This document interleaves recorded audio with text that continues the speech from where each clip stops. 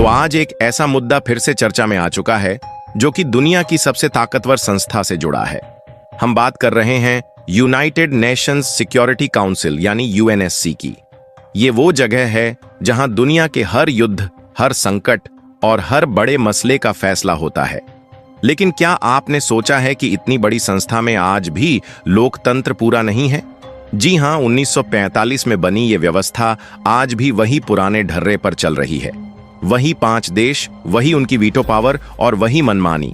लेकिन अब भारत ने इस पर खुलकर आवाज उठाई है और भारत ने सीधे चेतावनी दे दिया है कि अगर समय रहते बदलाव नहीं हुआ तो दुनिया को इसका नुकसान उठाना पड़ेगा।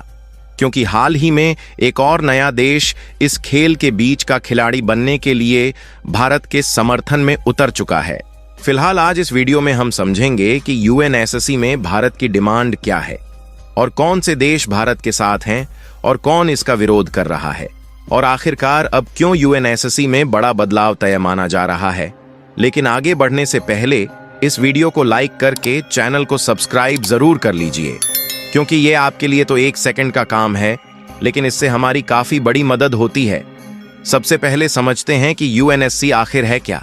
दोस्तों, यूएनएससी यूनाइटेड नेशंस का एक हिस्सा है जिसका काम है दुनिया में शांति और सुरक्षा बनाए रखना। इसे 1945 में बनाया गया था, जब दूसरा विश्व युद्ध खत्म हुआ था।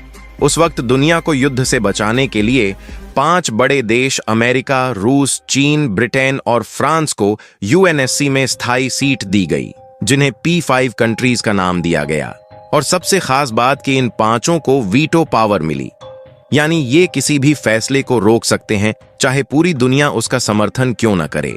इसके अलावा 10 नॉन परमानेंट भी होते हैं जो हर 2 साल में चुने जाते हैं, लेकिन उनके पास वीटो पावर नहीं होती। यानी असली ताकत तो P5 के पास ही है। अब आप एक पल के लिए सोचिए कि 1945 में दुनिया बहुत अलग थी। तब सिर्फ 50 देश थे, आज 193 हैं। तब ये 5 देश महाशक्ति थे, लेकिन आज भारत, जापान, जर्मनी, ब्राजील जैसे देश भी बड़े खिलाड़ी हैं। फिर भी यूएनएससी का ढांचा वही पुराना है। उदाहरण के तौर पर रूस यूक्रेन युद्ध में यूएनएससी कुछ नहीं कर पाया क्योंकि रूस ने वीटो इस्तेमाल किया।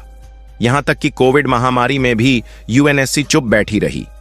ऐसे में सवाल उठता है कि क्या यह व्यवस्था आज की दुनिया के लिए सही है? और दोस्तों, ये तो सिर्फ युद्ध की बात है।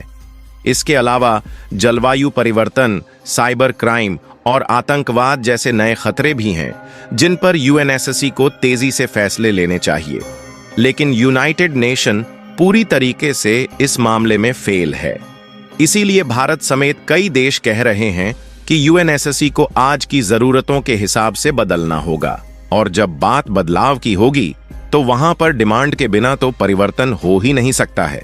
और अगर बात भारत की करें तो भारत ने इस बार बहुत साफ और मजबूत रुख अपनाया है।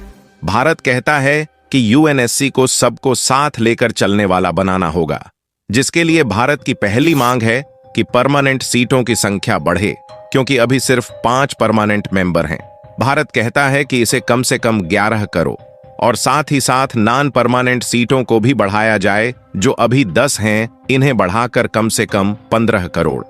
भारत का कहना है कि केवल किसी एक क्षेत्र में ही वीटो पावर ना रहे और पूरे विश्व भर में फैली रहे। उसके लिए परमानेंट मेंबर में संख्या बढ़ाने के लिए 2 अफ्रीका से, 2 एशिया प्रशांत से, 1 लैटिन अमेरिका से और 1 पश्चिमी यूरोप से उन देशों को सेलेक्ट करके वीटो पावर देना चाहिए